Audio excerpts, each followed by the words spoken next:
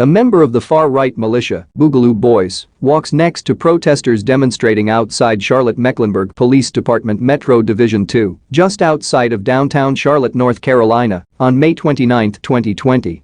The protest was sparked by protests in Minneapolis over the death of George Floyd, a black man who died after a white policeman kneeled on his neck for several minutes.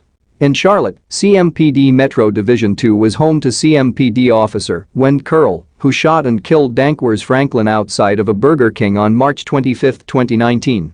CMPD found that Officer Kerl operated in the constraints of the law, but later a citizen review board would find that the officer's actions were not justified. No charges were ever brought. Benjamin Ryan Teeter was at his home in Hampstead, North Carolina, when the call to action came. It was an alert from the heart of the raging protests in Minneapolis, posted on an online forum by a fellow member of the Boogaloo movement, a loosely knit group of heavily armed anti-government extremists. The alert was from a man who had a run-in with the Minneapolis police while on the front line of the police brutality protests set off by the death of George Floyd. "He caught mace to the face," said Teeter, and put out a national notice to our network. After Teeter, who goes by Ryan, said he saw the online posting, he and a handful of other Boogaloo friends in the area mobilized. They grabbed their guns, mostly assault rifles, hopped into their vehicles, and made the 18-hour trek to Minneapolis. The Boogaloos are an emerging incarnation of extremism that seems to defy easy categorization.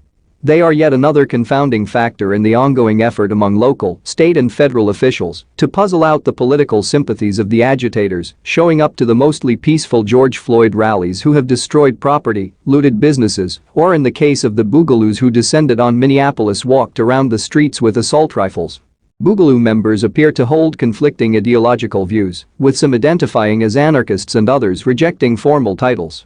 Some pockets of the group have espoused white supremacy, while others reject it. But they have at least two things in common: an affinity for toting around guns in public and a Boogaloo rallying cry, which is commonly viewed as code for another U.S. Civil War.